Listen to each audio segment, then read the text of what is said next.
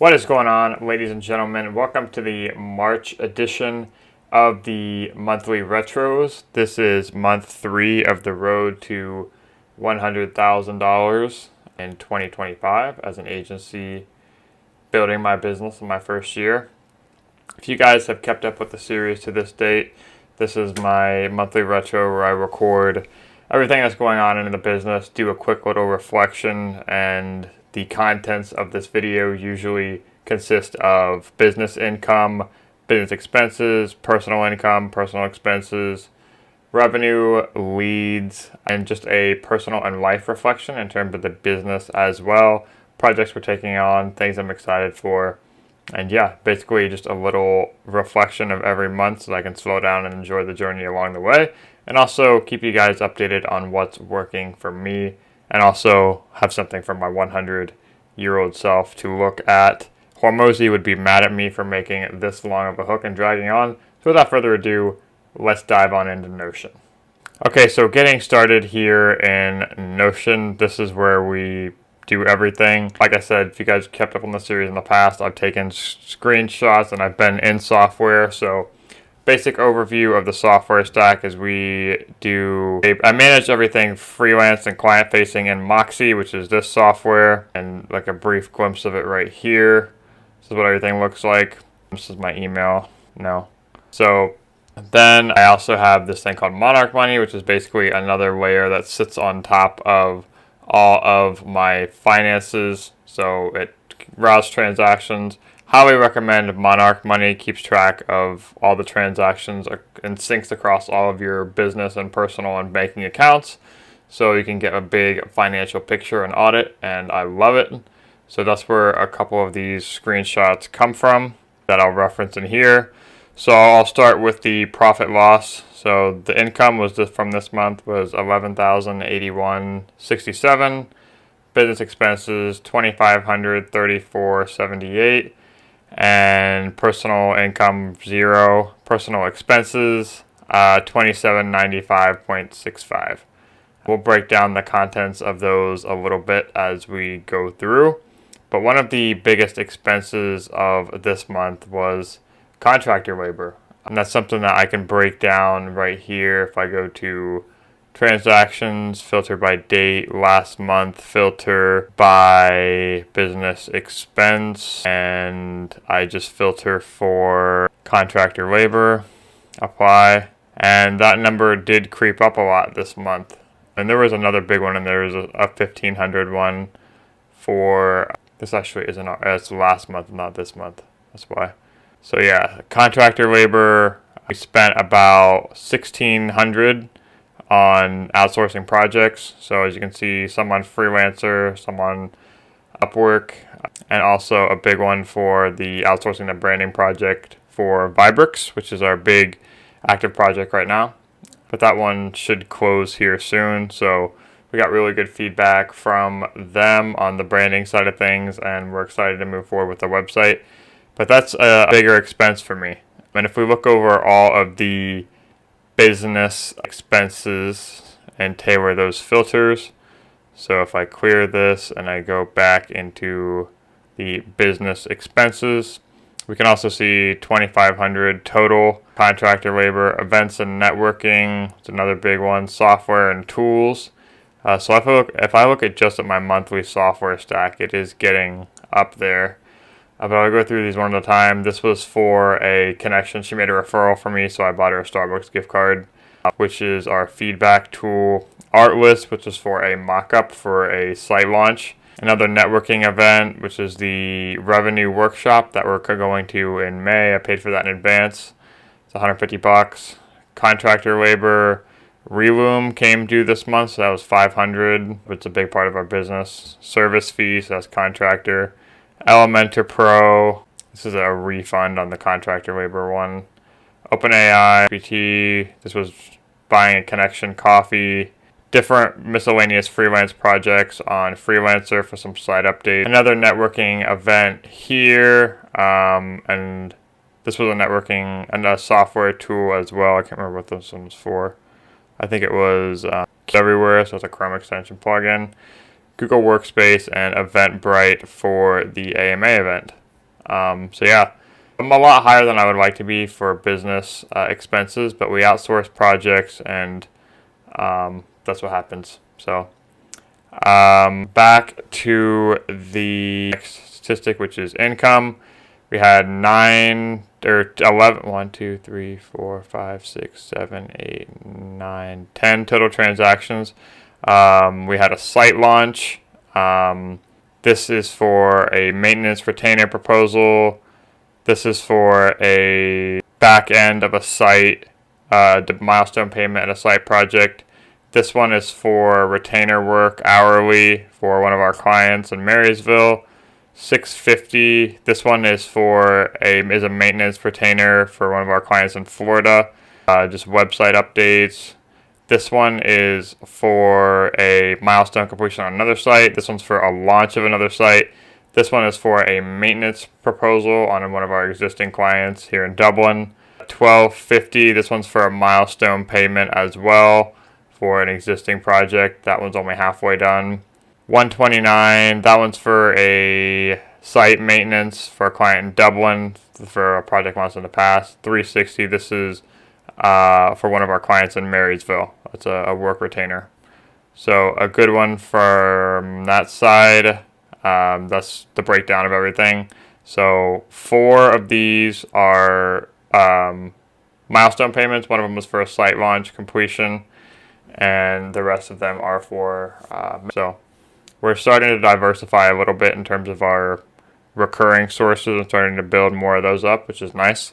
We have 2,500 invoice that's not yet completed. I expect that to be in the next couple of days, so we'll be off to a good start for next month of April. Again, these are all the business expenses, no personal revenue, personal expenses. I won't go into that here.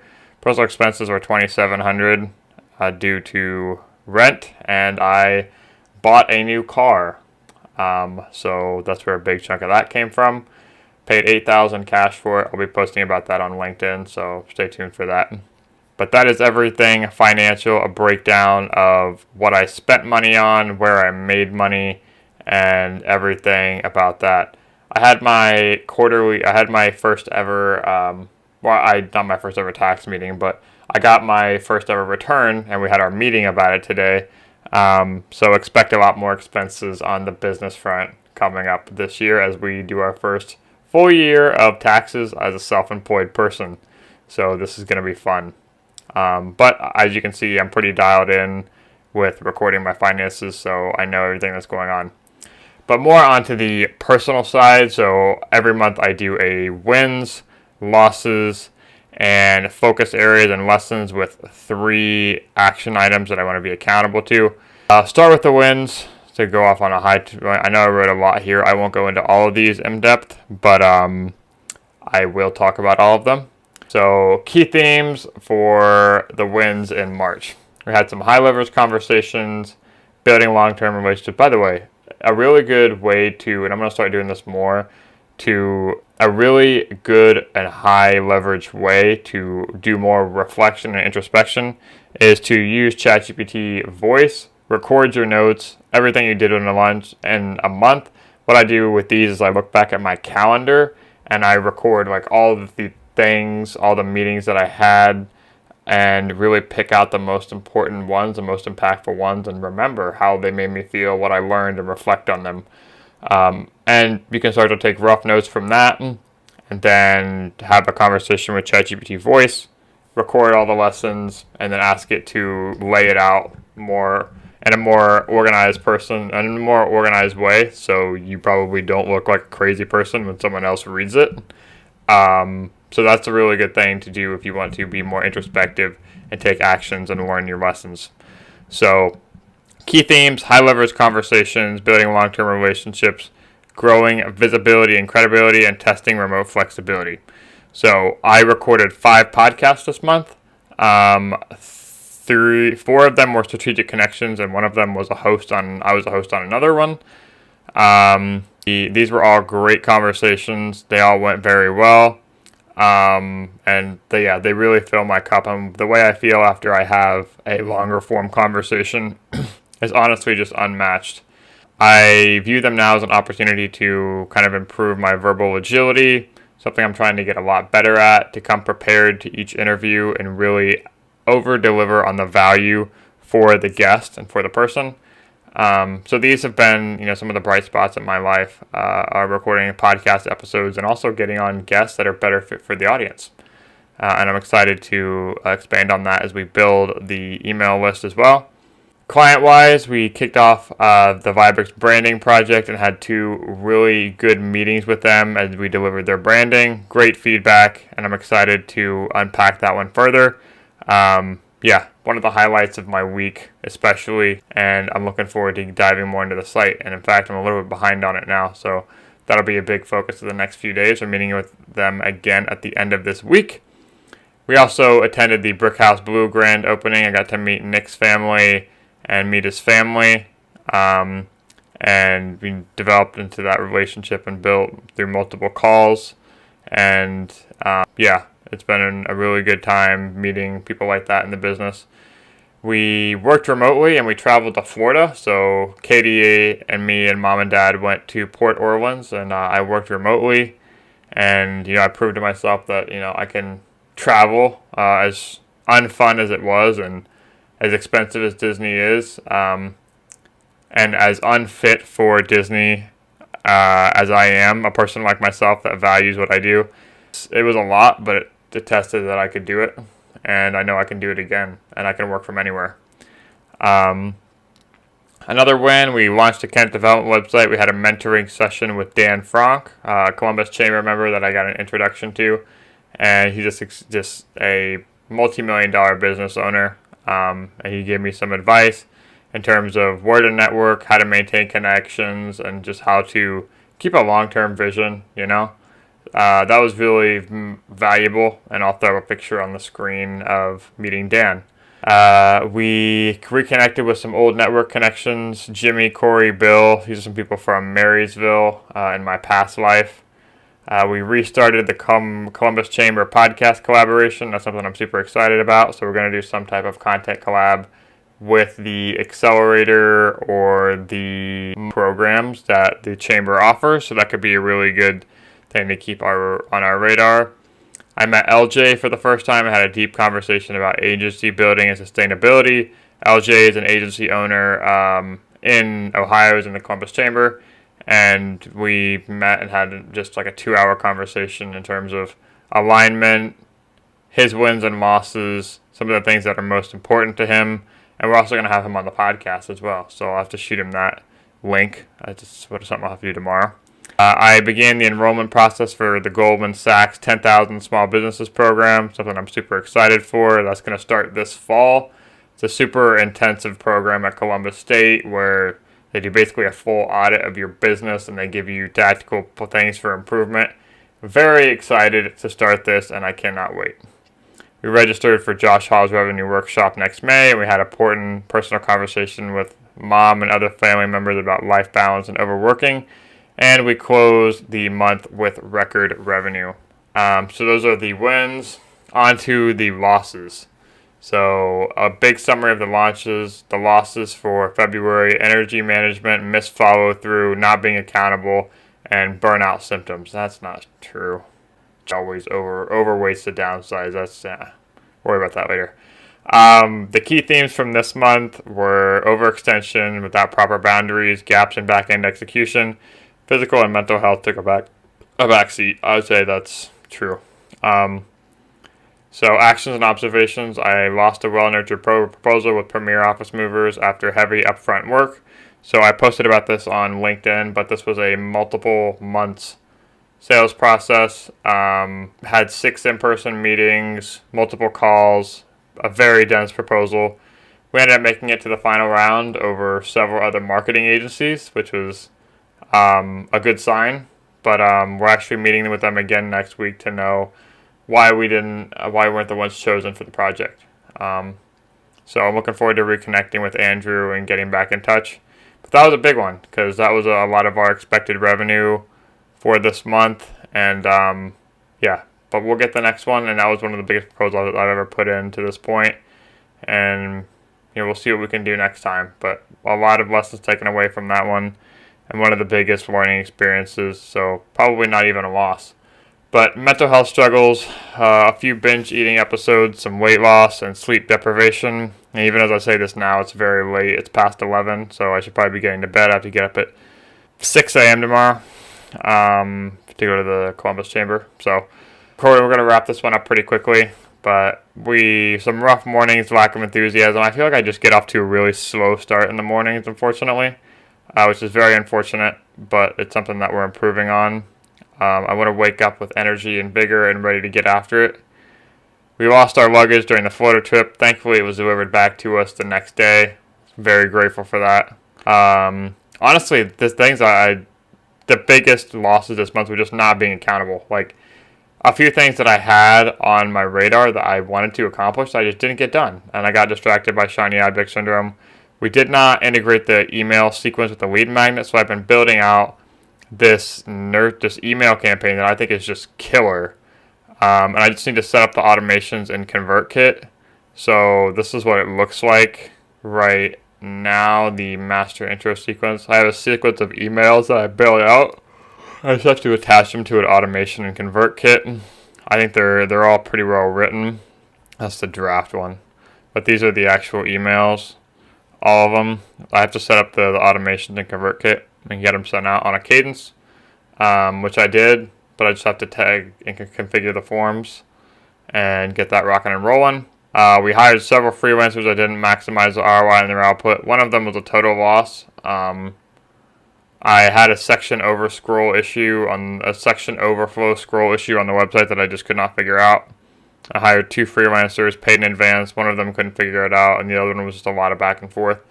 So that's something I need to do better. I was having freelancers on my radar that I can rely on and just communicate better with them. So there's a lot of accountability there for me as well. I did advocate for or communicate my personal needs more clearly. So the action items and focus areas for the next month ahead are to be accountable to my calendar and changes even when I don't feel like it. This is a big one. So I go in and I set my calendar every night before bed, just planning out the next day. Here's a quick screen grab of it. This is what tomorrow looks like.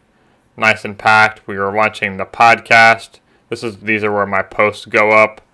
We have morning cardio at 7, and then break to commute to the chamber at 8:30. We have a call with Jeff at 9:30ish. I'm going to do some research on him real quick. I'm excited for that one. Commute, then we're going to work remotely. I have a hearing aid appointment, or we have a meeting with Union County at 2, hearing aid appointment at 3, and then the gym tomorrow night, and we have to get content ready for the next day from 7:45 to 10. So that's the day tomorrow.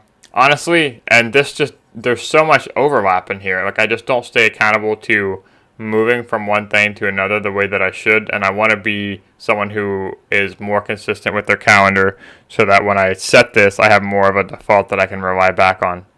So that's the biggest action item for this month, and I highlight it in green because I only have one.